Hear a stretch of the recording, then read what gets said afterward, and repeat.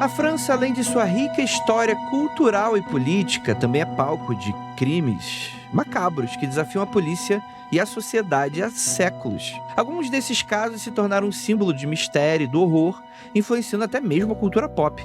Hoje mergulharemos em 3 histórias intrigantes e o que torna esses casos tão marcantes. O que sabemos, o que está em aberto. Então, prepare-se para um episódio cheio de investigação nesse grande especial, esse Mundo Freak Extra que vocês estão escutando agora nessa sexta-feira. E é isso, um grande abraço aí a essa parceria incrível do canal XN que tá aqui com a gente. Vamos pra pauta, porque os casos aqui são impressionantes.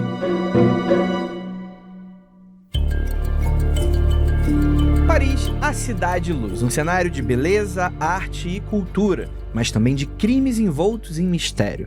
E como você bem sabe, não existe crime perfeito, apenas investigações que ainda não encontraram a verdade.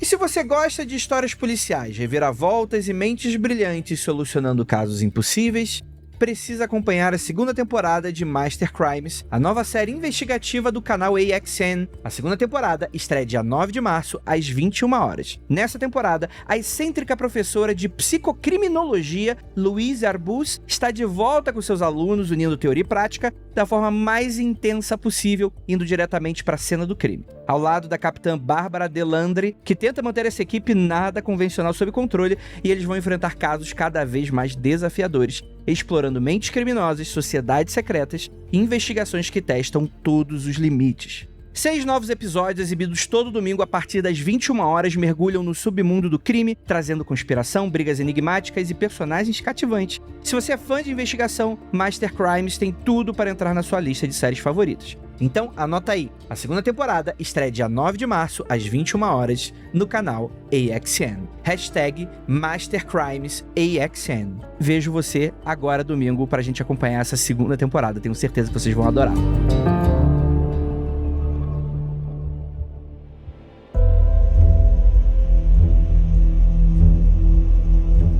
E vamos começar com um que... Não vai nem me apresentar, que absurdo. eu tava esperando que o ouvinte, Tupá, fosse investigar a pessoa que ia participar. Porque eu ia falar, é um caso histórico, então por isso, quem será que eu chamei? Só que aí você estragou tudo. Olha aí. Foi mal, então faça aí de novo, a gente deixa isso.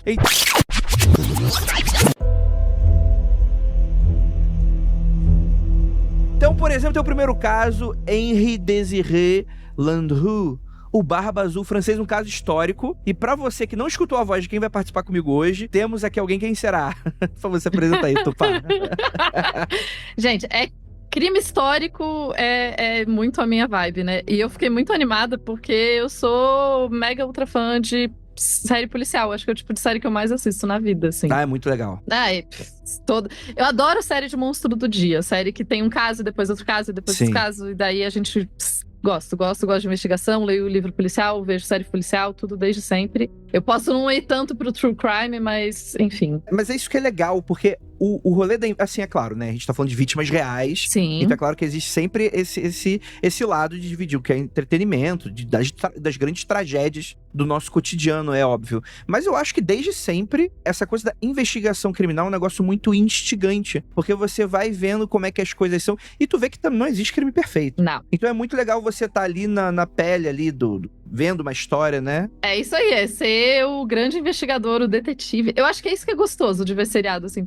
Eu sei que tem uma gente, meus amigos sempre reclamam, mas esse é óbvio. E eu não acho que toda série é óbvia. É legal você ir vendo as pequenas pistas e tentando descobrir junto quem que é o grande, né? Ou a vilã, o vilão, o criminoso do dia. Então vamos entrar aqui na pele da Louise, né? Da nossa queridíssima psicocriminologista aí do canal, e vamos tentar aqui investigar um pouco desses crimes e apresentar ele para os nossos ouvintes, que inclusive são inéditos aqui no Mundo Freak, a gente nunca falou sobre eles, né? E esse caso do Barba Azul francês, ele é muito famoso, né, Tupá? Sim. Ele é muito interessante porque a gente fala de serial killers e a gente fala de crimes seriais, a gente fala muito dos Estados Unidos, a gente pensa sempre num contexto de lá, a gente não pensa num contexto de outros países. E esse caso não só é de um serial killer, como é um serial killer muito bem documentado, né? E ele é aquele clássico do homem que vai matar as esposas, ou as possíveis esposas. Então, quem que foi? O Henry Désiré Landru. Eu acho engraçado, Désiré pra gente é nome de mulher, né? Mas tudo bem. Então, ele nasceu em 1869. Ele era um super vigarista, assim. Essa pessoa que fala macio, te convence das coisas. Ele era meticuloso e usava a sedução como arma. Talvez as pessoas desconfiem que ele usava a sedução como arma quando você olha a foto dele. Mas vocês vão entender por que. É pior que eu não fui procurar a foto dele. Você não foi procurar a foto dele? Não fui procurar a foto dele. Calma aí. Vamos lá. Vamos fazer aqui um chá revelação de assassino. Vamos lá. Chá revelação. Mano, meu Jesus amado. Realmente precisa de muita lábia aqui nessa história aqui. Detalhe, porque eu fui procurar e eu joguei só o sobrenome dele. E o sobrenome dele me era familiar, assim, né? Aí eu descobri por que era familiar. Porque tem um episódio de Star Trek que tem um vilão que chama Landru. Mas é só Landru. E não, eu olhei, acho que não é uma referência a ele, não, porque não tem nada a ver. O fato é, ele sabia ali, né, depois da Primeira Guerra Mundial, ele sabia que muitas mulheres tinham perdido o marido. E é uma sociedade, a gente tá falando do começo do século, você ser uma mulher sozinha, muitas vezes significava que você tinha dificuldades, ou financeiras, ou dificuldades para acessar algumas coisas da sociedade. Então várias mulheres recém-viúvas, enfim, estariam em busca de um novo romance. Então, ele publicava em jornal, que é o Tinder da época, tá, gente? É como se ele fosse no Tinder. Ele publicava em jornal anúncios matrimoniais, assim, né? Homem solteiro procura mulher interessante. Provavelmente não com essa voz. E ele ia atrás de viúvas, mulheres mais velhas, mulheres que não tinham casado ainda. E ele prometia pra elas casamento, só que pelo jeito ele tinha uma lábia muito boa, porque ele conseguia fazer com que elas transferissem todo o dinheiro delas pra ele com antecedência, antes do casamento acontecer. E daí ele convidava elas pra ir pra casa de campo dele. Eu acho que ele jogava um papo de que ele era rico. E daí ele convidava pra ir pra casa de campo e tudo mais, e daí essas mulheres nunca mais eram vistas, a partir do momento que elas iam pra casa de campo desse homem. A gente sabe que ele vendia tudo delas depois, ele as matava e queimava os corpos num fogão, num forno, né? Sim.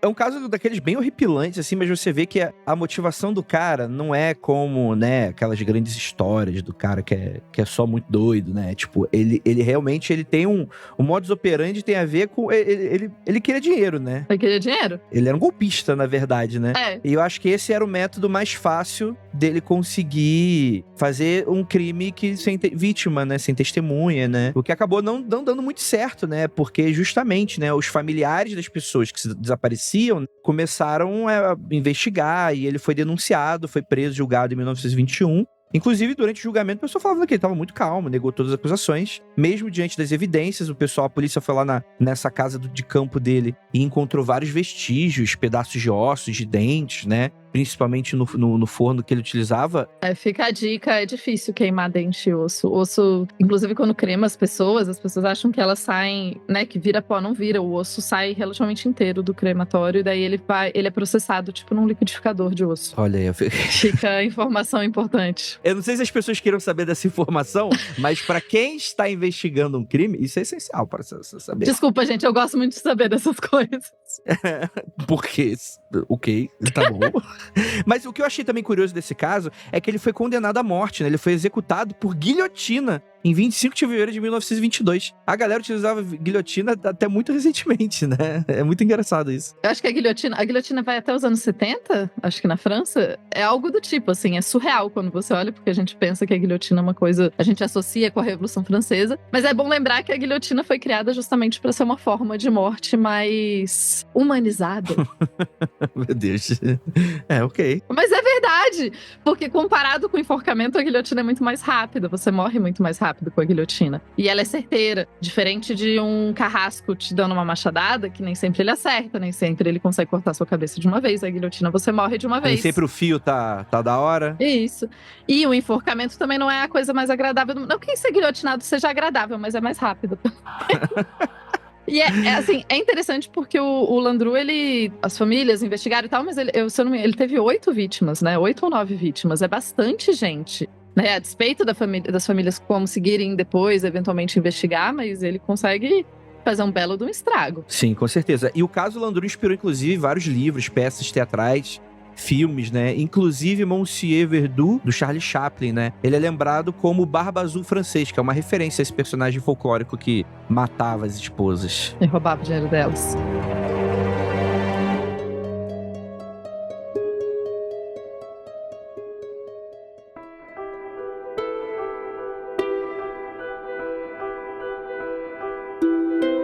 Mas ele não é o único criminoso francês, né? Não é o único criminoso francês, porque temos aqui o nosso segundo caso, que é o desaparecimento de Xavier Dupont de Ligonnès, que é um caso sem resolução até hoje, é um caso muito esquisito. Então vamos lá, ouvinte, vamos para o histórico ano de 2011. Em Nantes, a polícia encontrou 5 corpos enterrados sobre o terraço de uma casa. Agnes Dupont de Ligonnès e seus 4 filhos, Arthur, que tinha 20 anos, Thomas, de 18, Anne, de 16 e Benoit, de 13, todos foram mortos com tiros na cabeça e os corpos estavam cobertos com cal e terra. E qual é a parada? O nosso... Eu tô... É Xavier, né? Mas eu tô Ravier, mas Ravier acha que é mais espanhol. Nosso Javier Dupont de Ligonnès, vamos fazer aqui uma mistura... O Conde de Ligonnès. É... Porque isso era uma família nobre, sabia que era uma das últimas famílias nobres da França. Não fazia a mais nada ideia.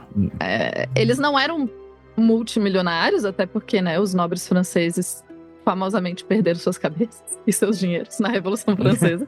Mas essa família, ela é uma família nobre da França. E o que acrescenta mais um nível de caos e intriga nessa história, assim. Então ele era um conde. Se vocês jogarem, gente, no Google o nome dele, vocês até vão achar umas reportagens dizendo: Dupont de Ligonnès foi preso na Inglaterra, mas na real prenderam outro cara aleatório, o pobre. Acho que só porque ele parecia. E daí, enfim. Mas o Ligonnès mesmo não foi preso até hoje. Ou, enfim, ele tá desaparecido. Mas a gente sabe que ele aparentemente ele planejou muito bem esse crime. Então, isso que é o interessante. Porque o Xavier Dupont de Ligonnès, o pai, né? Ou seja, quem foram mortos, né? Foram a mãe e os filhos, né? Ele desapareceu logo depois desses assassinatos. Ele deixou cartas afirmando que a família tinha entrado para um programa de proteção à testemunha do governo dos Estados Unidos, o que rapidamente foi desmentido pela polícia, né? E a investigação tinha revelado que ele vinha planejando esse crime há meses. Ele vendeu bens, sacou dinheiro, pesquisou sobre armas de fogo.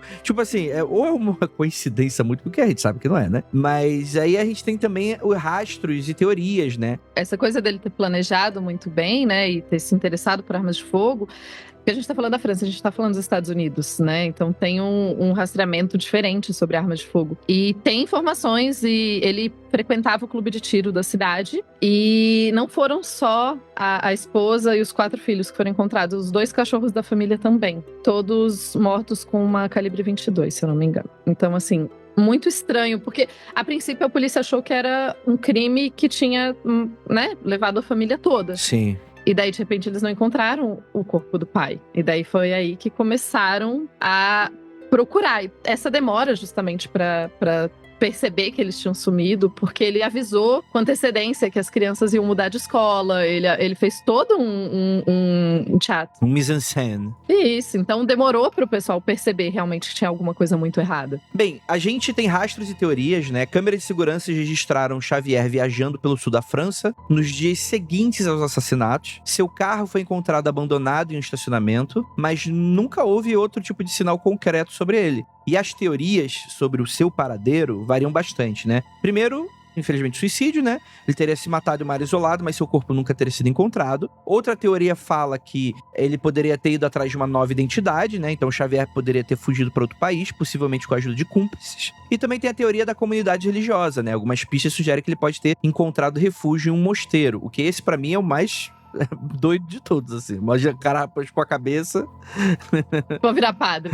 Vou virar padre. E é interessante também porque a investigação, ela é muito inconclusiva, é tudo muito misterioso nesse caso, né? Aparentemente eles estavam tendo problemas financeiros. Ele tinha emprestado dinheiro para uma amante, estava cobrando dela, então isso pode ser que seja algum estressor. Era uma família bem católica e engajada na igreja católica, então talvez por isso também essa ideia do mosteiro. Uhum. Mas ninguém sabe onde está esse homem, ou o que aconteceu. Sim, exatamente, né? O caso continua sem solução até hoje. Avistamentos de Xavier foram relatados em diversos lugares do mundo, mas nunca se confirmou que era ele mesmo, né? Então tá aí um mistério aí que... Vamos ver aí, né? Quem sabe? Vem aí. Vem aí. Vem aí.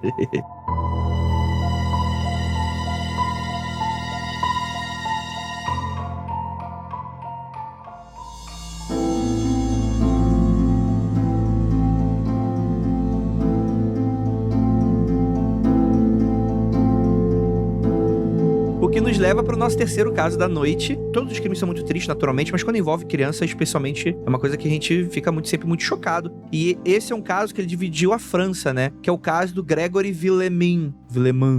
Porque o francês gosta de falar desse jeito, né? Estamos gastando todo o nosso francês todo hoje. nosso francês. Oh, oui. Je ne parle français. E eu gosto de falar je ne parle français porque eu sei que tá errado. E daí as pessoas têm certeza que eu não falo francês. Porque o correto seria je ne parle pas français. E daí...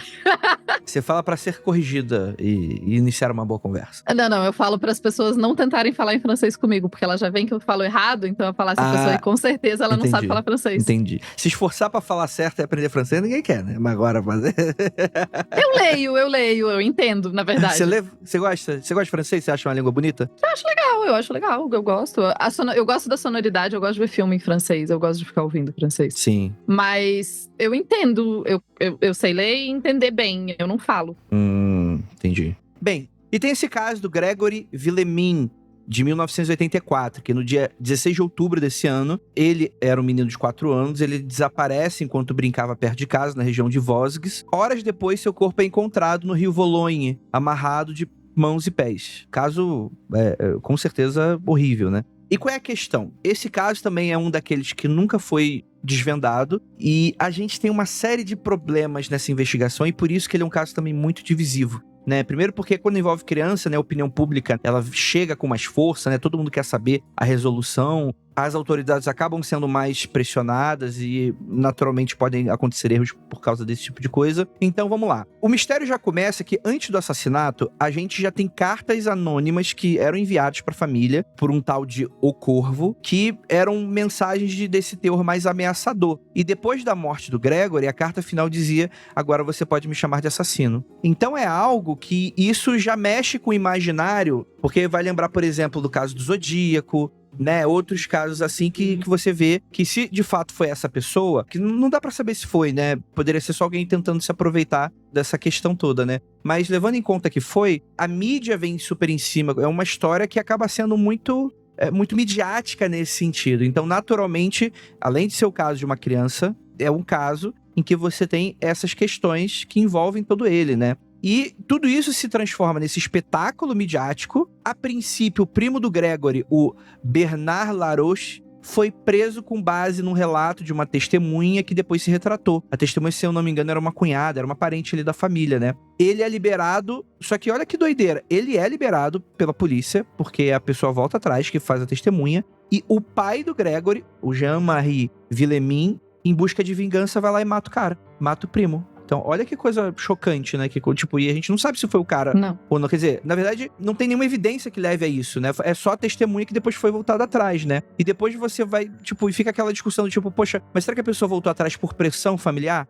A gente não sabe, mas isso vai ser base de investigação também. E esse caso, ele é muito... Além de ser muito horrível pelo crime em si, ele traz muito esse debate do papel da mídia, que foi pra cima loucamente, que ficava explorando cada detalhe, e os erros da polícia, que claro que estava desesperada, da polícia e do juiz, que estão desesperados para tentar encontrar o culpado, para tentar encontrar uma solução pro caso, e vão ali, né, fazendo de tudo e, enfim, acontece isso e acontecem outras coisas depois, porque ele não é a única pessoa a ser acusada desse crime, né? Exatamente. Esse juiz vai ser importante daqui a pouco, mas antes da gente chegar nesse detalhe aí do juiz que julgou esse caso, né? Esse assassinato, ele foi gerando bastante coisa, durou muitos anos, né? Então, por exemplo, ao longo dos anos, várias pessoas foram sendo acusadas e depois inocentadas, incluindo a própria mãe do Gregory, né? Então, é um caso que ele vai tendo reviravoltas constantes. E ele é reaberto várias e várias vezes. Só que até hoje não tem uma conclusão definitiva sobre quem teria matado o menino.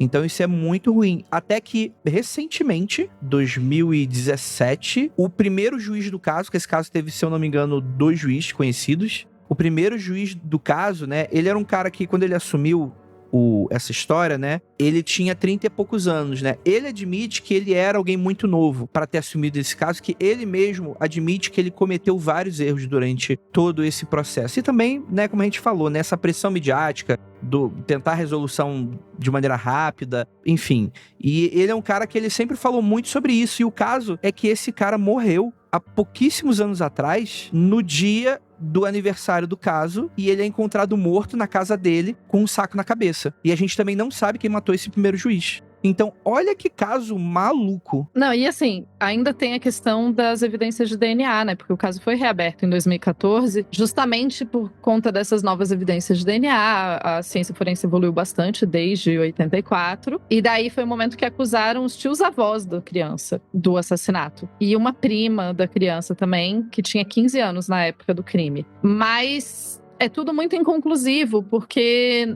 não teve a investigação correta na época.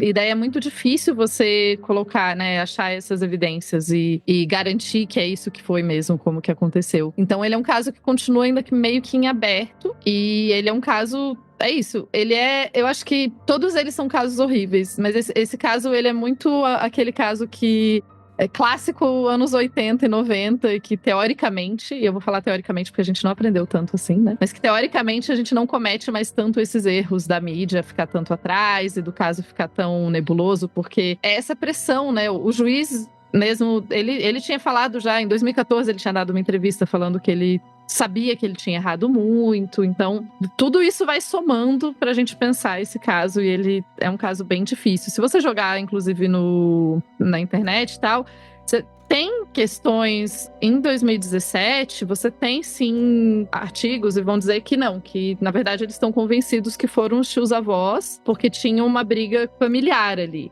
Mas esses tios-avós acho que também já morreram, então fica tudo muito... vai ficando, né, o caso. Sim. É, um dos casos que periga aí ficar sem solução. Assim como o segundo, né?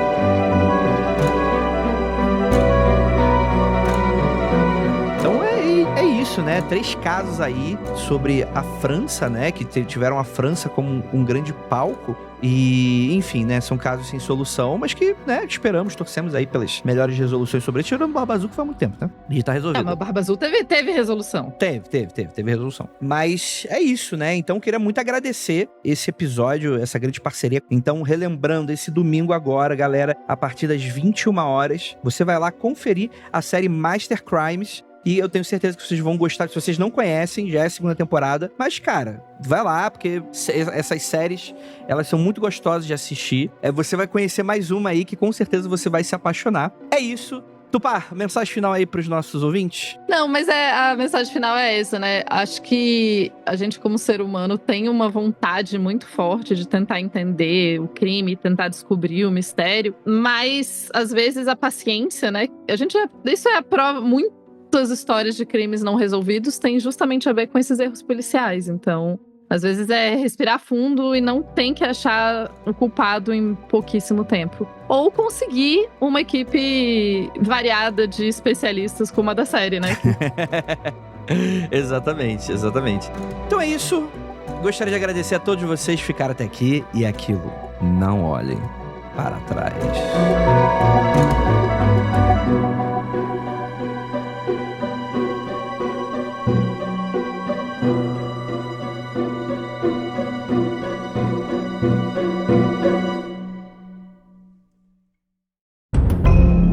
Este programa foi produzido por Paratopia Podcast Storytelling.